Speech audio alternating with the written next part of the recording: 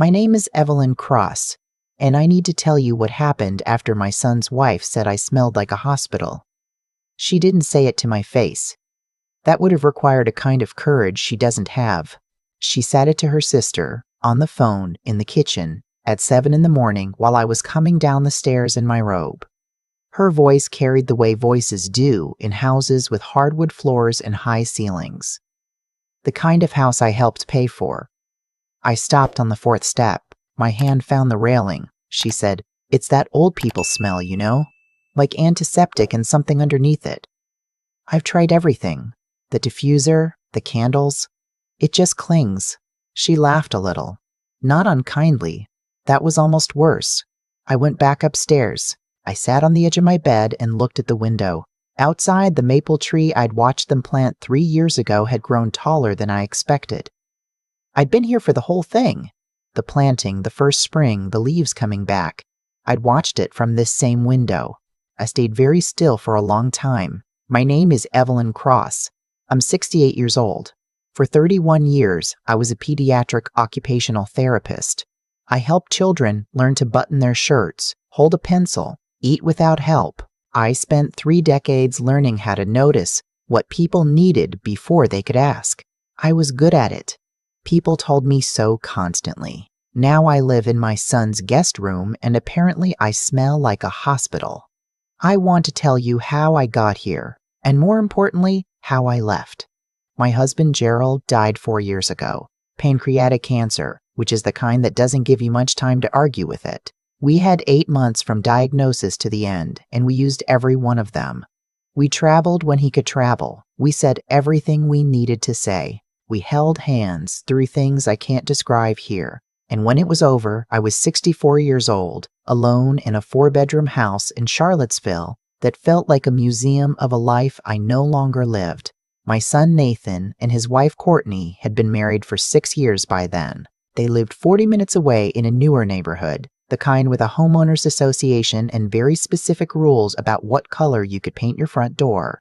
They had 2 children, Owen, who was 9, and Lily, who was 7. Nathan called 2 months after the funeral. "Come stay with us for a while," he said, "just until you find your footing." He meant it. I believe that. In the beginning, he really did mean it. I thought about it for 3 weeks. My house in Charlottesville had stairs that were starting to feel longer than they used to. My closest friend Beverly had moved to be near her daughter in Portland the previous spring. The neighborhood had turned over so much I barely recognized the faces on the block. Staying felt like choosing loneliness on purpose. So I said yes. I sold the Charlottesville house. Gerald and I had paid it off years ago, and the market was generous. I didn't need all the money immediately, so when Nathan mentioned they'd been thinking about a bigger place, something with a real yard for the kids and a home office for Courtney, I offered to help. I put in $240,000 toward the down payment. Courtney's name was on the mortgage. Nathan's too. The understanding, the one we all nodded at over the kitchen table, was that this was our home now. A family home. I should have written that down somewhere, but it was family. You don't write things down with family. The first months were fine. I helped with school pickup. I made dinner 3 or 4 nights a week. Owen loved my chicken pot pie the way children love things that are warm and reliable, which is to say fiercely and without complication. Lily used to bring me her drawings before she showed anyone else.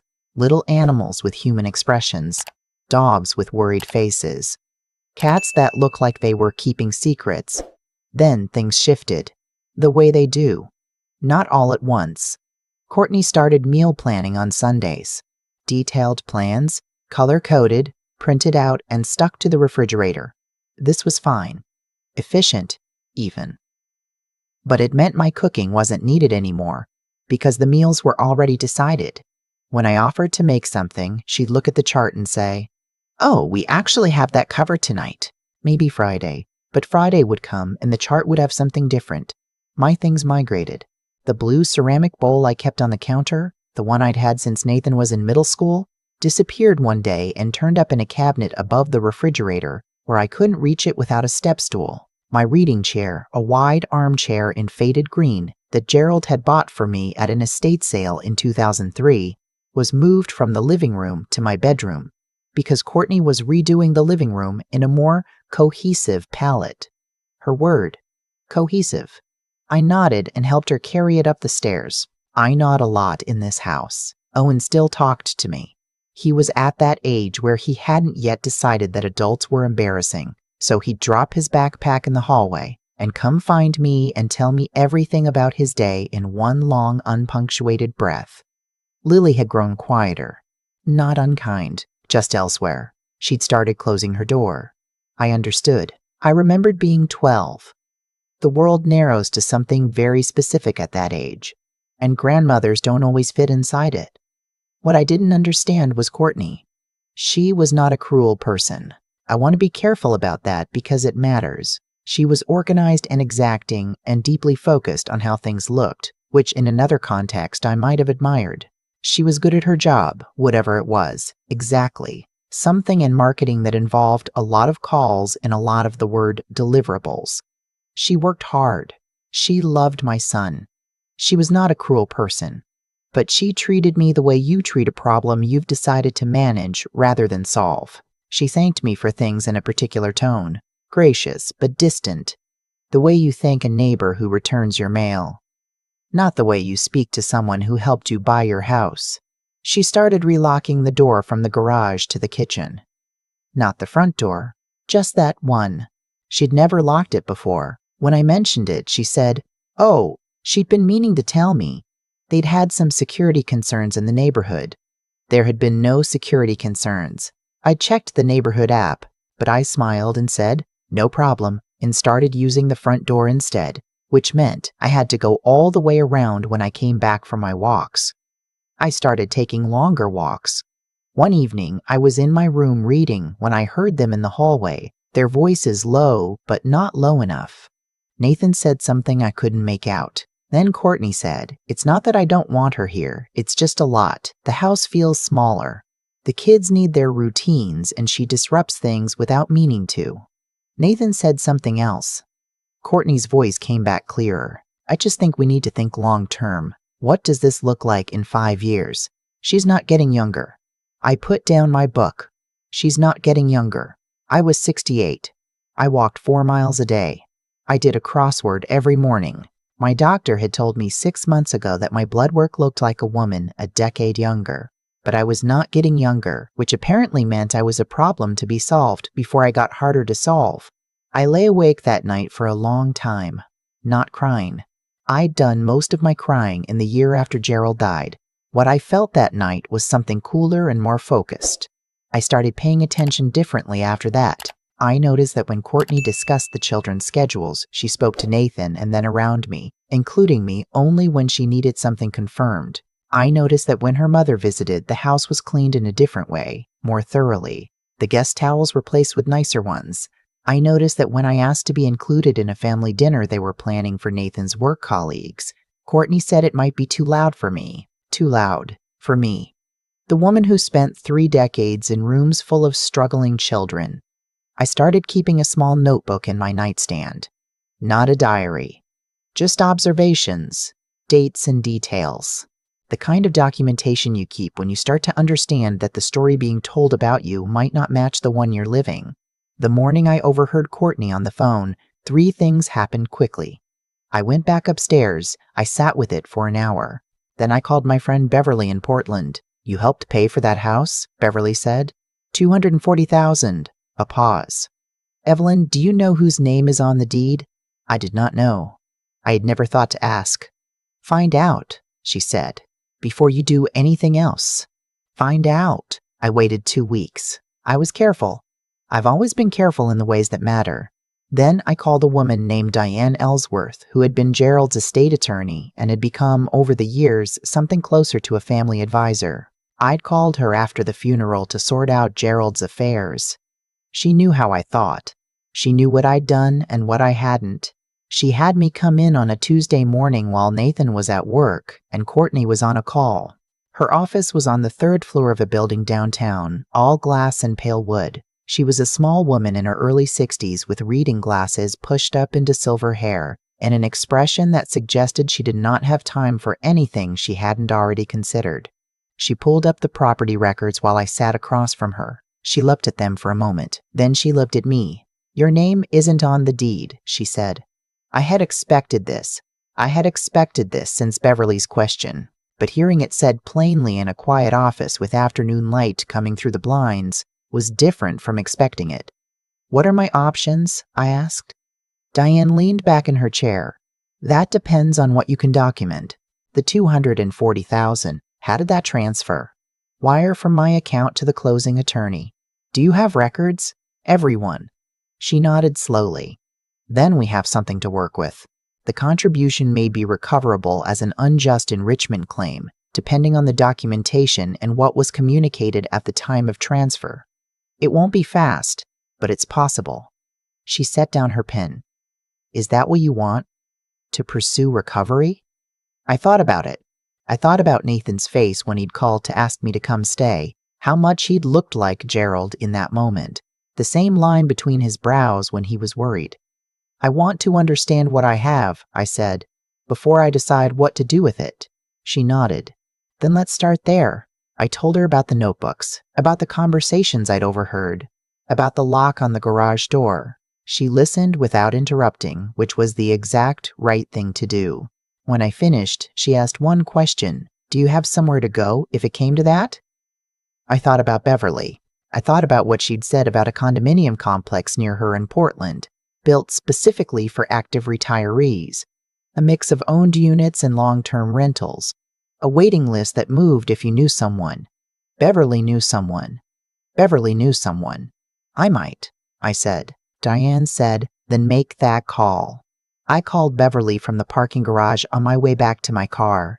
She already knew someone on the board. She'd already, because she knew me, already mentioned my name. There was a unit. First floor, 2 bedrooms, a small patio that faced west. Mature landscaping, as the description said, which I had come to understand meant trees that had been there long enough to mean something. "It won't wait long," Beverly said. "How long?" 3 weeks, maybe 4. I sat in my car in the parking garage for 15 minutes. I thought about Owen, who still told me everything. I thought about Lily, who might come back around eventually. I thought about the maple tree in the backyard, taller now than anyone expected. Then I thought about Courtney's voice in the kitchen. The laugh that followed, the way she'd said it just clings, like I was a problem of chemistry, not a person. "Tell them I'm interested," I said. I did not tell anyone at home, not yet. Over the following 2 weeks, I did 3 things. I met again with Diane, who had drafted a letter documenting my financial contribution to the home purchase and requesting mediated discussion of equitable resolution. We decided not to send it yet. It would go to Nathan directly, not Courtney, when I was ready. The second thing I did was fill out the application for the Portland condominium and be approved within a week, because Beverly had done most of the groundwork and because, as the board coordinator said to Beverly, a retired pediatric therapist with no debt and a verifiable retirement income is not a difficult candidate. The third thing I did was tell Owen. Not everything, he was 9, but I sat with him one afternoon when the house was quiet and I said, "I want you to know that wherever I live, you can always reach me. That won't change." He looked at me with Gerald's eyes, the same shape, the same gray, and said, "Are you going somewhere, Grandma?" I said, "Eventually, everyone goes somewhere, sweetheart. I just want you to know the address will always find me." He seemed to accept this. Children accept more than we think when they trust the person saying it. On a Thursday morning, Nathan left for a 3-day conference in Atlanta. Courtney had a work retreat that overlapped by 2 days. The children were going to Courtney's parents in Richmond, which had been arranged weeks ago and had nothing to do with me. The house would be empty from Thursday afternoon through Sunday. I had a moving company scheduled for Friday. I did not plan it to be dramatic. I planned it because it was practical. No explanations. No tearful conversations that would have allowed Courtney to reframe the narrative while it was happening. I had said what I needed to say to Nathan in a letter I'd been drafting for 2 weeks, which I left on his desk in the home office, weighted down by a smooth river rock from the windowsill that I brought from Charlottesville. The letter was 3 paragraphs. I told him I loved him. I told him what I'd discovered about the deed, and what Diane was prepared to help me pursue if we couldn't resolve it as a family. I told him that this was not about punishment. I told him that I needed to live somewhere I was seen as a person and not a condition. I told him that Diane had all my contact information and that he should call her first, give himself a day, and then call me. The moving company sent 2 men, very efficient, entirely professional. I had packed everything I was taking into 18 boxes over the previous 10 days, doing a few at a time, keeping them in the back of my closet behind my winter coats. My clothes, Gerald's watch, which I'd kept in a velvet pouch in my nightstand, my books, the green armchair, the blue ceramic bowl, a shoebox of letters, the framed photo of Gerald and me at the Grand Canyon in 2011, the one where we're both squinting into the sun and laughing at something one of us had said right before the shutter clicked, and neither of us could ever remember what it was. The movers loaded everything in under 2 hours. I walked through each room once. I didn't take anything that wasn't mine. I straightened the guest room, which is how I still thought of it, even after 2 years. I made the bed with hospital corners, which is the only way I've ever made a bed, and left the room the way I would want to find a room if I were a guest. I left a single note on the kitchen counter, held down by the pepper grinder Courtney had ordered from a specialty kitchen store and that I had used every day. It said, "I've moved to Portland to be near Beverly. You'll hear from Diane Ellsworth about the financial discussion. Please give yourself time before you call me. I love you. Mom." I locked the front door with my key and then put the key through the mail slot because I no longer needed it. The drive to the airport took 22 minutes. The flight was 4 hours. Beverly met me at baggage claim in a yellow rain jacket and hugged me for a long time without saying anything. She'd been my friend since 1987. She knew when to talk and when not to. The condominium was everything the listing had said. First floor, west-facing patio, mature landscaping. The unit was clean and empty and full of afternoon light. Beverly had put a vase of sunflowers on the kitchen counter, which was the first thing I saw when I walked in, and which made me cry for the first time in weeks, because it was such a specifically Beverly thing to do. We ordered pizza. We sat on the patio until 9 o'clock. She told me about her neighbors, about the book club she'd joined, about a trail 2 blocks away that wound through Douglas firs so tall they made her feel like a child in the best possible way. I listened and felt something in my chest uncurl. That night I slept in a room that was mine. No footsteps I had to interpret. No sounds from below that I had to decide whether to acknowledge. Just the city outside the window and Beverly's occasional cough through the shared wall, which was not annoying but familiar, like proof of another person choosing to be close. Nathan called Diane first, as I'd asked. Then he called me. He was quiet for a long time after I answered. I let him be quiet. I've learned that the silence before a man speaks is often the most honest part of the conversation. "Mom," he said finally, "I didn't know it had gotten that bad." "I know," I said. "Why didn't you tell me?" And here I had to be careful, because the easy answer was, I tried to. I nodded and adjusted and made myself smaller until there was nothing left to give. But that answer, while true, would have started a different conversation, one about blame, and I didn't want that conversation. Not yet. I didn't know how, I said. And that's on both of us. He was quiet again. "The money," he said. Diane explained the situation. I never thought about it that way. That you'd contributed that much and weren't on the deed. "I didn't think about it that way either," I said. "At the time." We talked for 40 minutes. He apologized 3 times for different things, which told me he'd been thinking. He didn't make excuses for Courtney, which I respected. He just said, "I know things weren't right. I'm sorry I didn't see it sooner." I told him the same thing I've told myself, which is that good people can fail the people they love without intending to. The failure isn't always in the intention. Sometimes it's in the attention.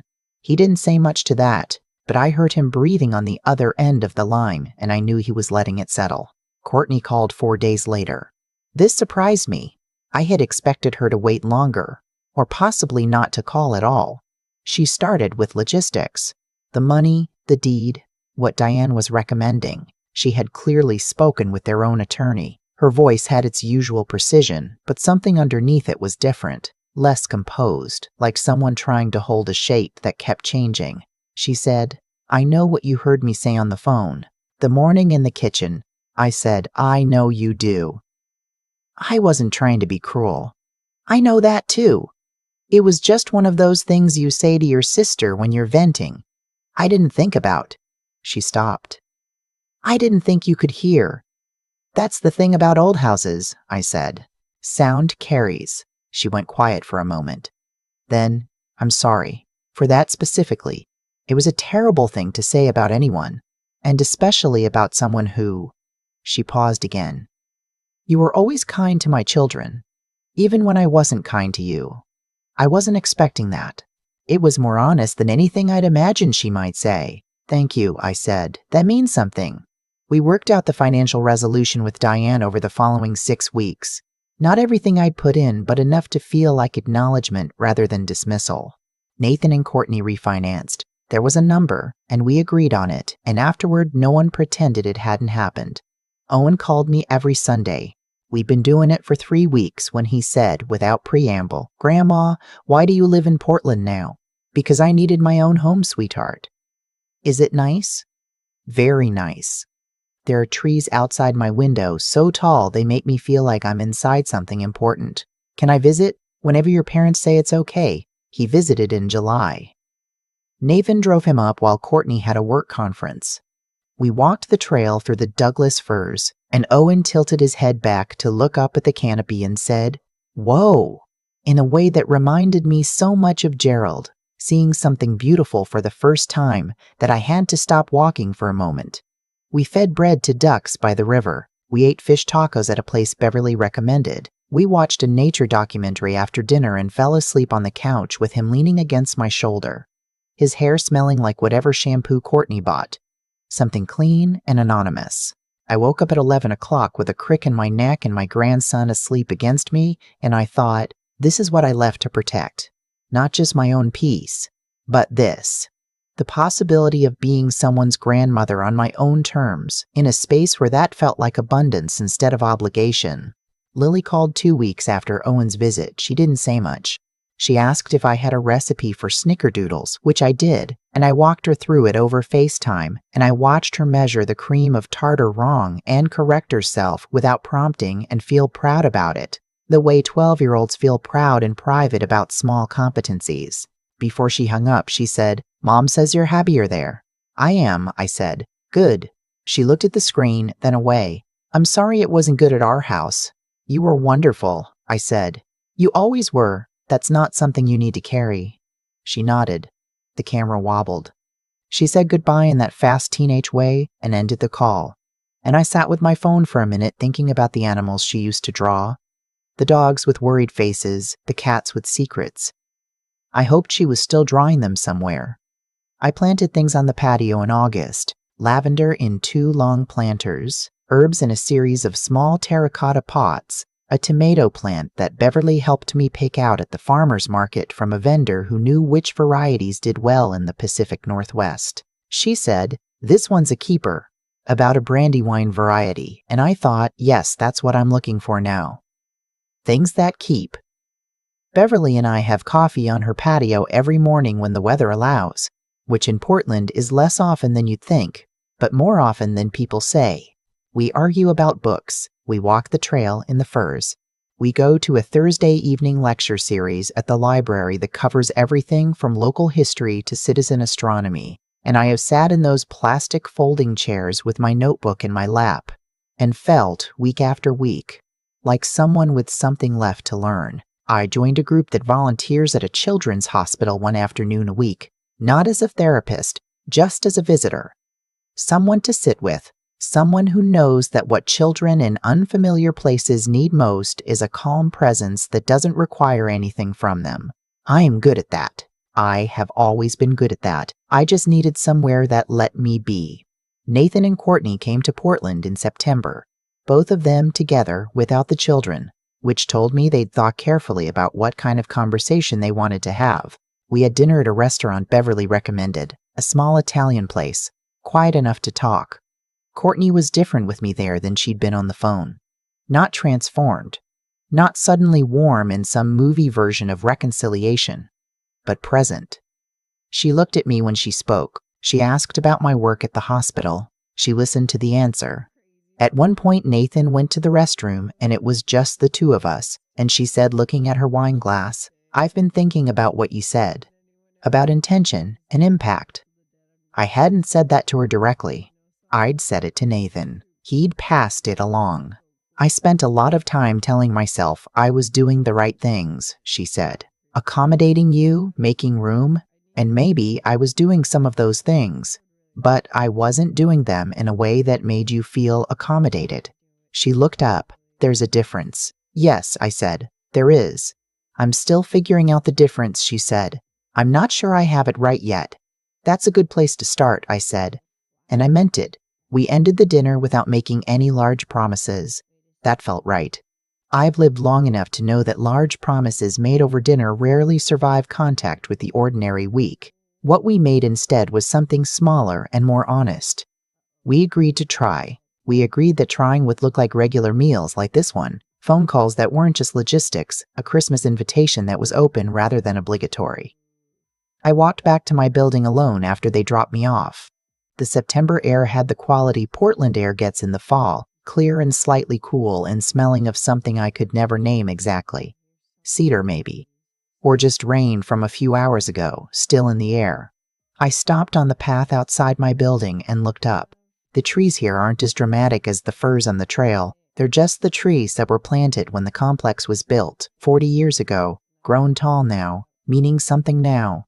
I thought about Gerald. I always think about Gerald when something resolves. He would have found something funny about all of this. He had a way of locating the absurdity in painful situations without diminishing them. He would have said something quiet and accurate, and I would have laughed. And then we would have both felt better. I missed him in the practical way. I miss him now, which is not the acute grief of the first year, but something more like background music. Present, not devastating. Something I've learned to live alongside. I went upstairs and put on my reading glasses and opened a book and didn't think about anything in particular. In the morning, Beverly knocked on my patio door at 7:15 with coffee in a thermos and a question about a word she'd gotten stuck on in her crossword.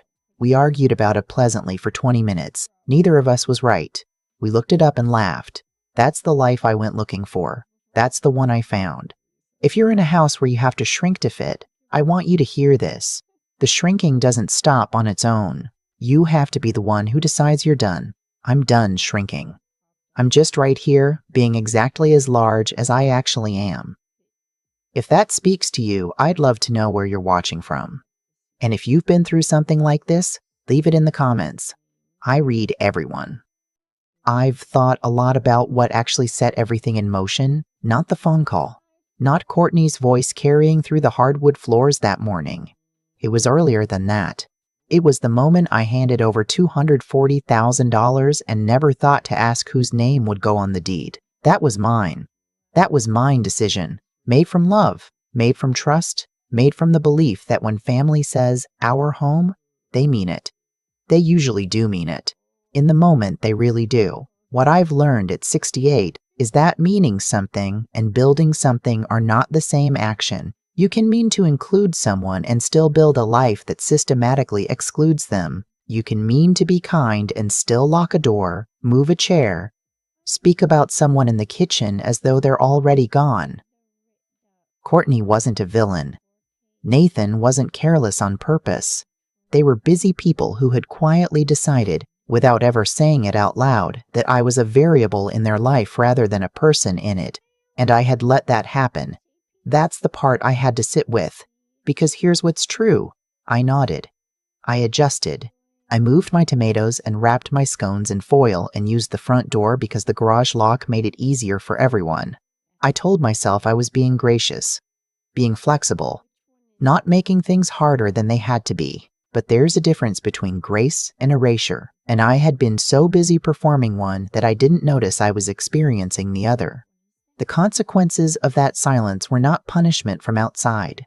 They were the natural result of a boundary I never drew. When you don't say what you need, people fill the space with their own needs. That's not cruelty. That's just how people work. And when you finally do say something, when you stop nodding and start acting, the people around you experience it as a disruption, even when it's simply the truth arriving late. Nathan was a good son who stopped seeing his mother clearly. The consequence of that was losing daily access to her.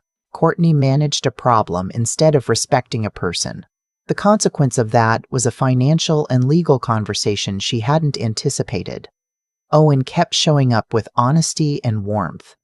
The consequence of that was a grandmother who will show up for him, fully, for as long as she is able. What I want to say to anyone watching this, anyone who recognizes the feeling of making yourself smaller to keep the peace, is this: the peace you keep by disappearing isn't peace. It's just quiet, and quiet and peace are not the same thing.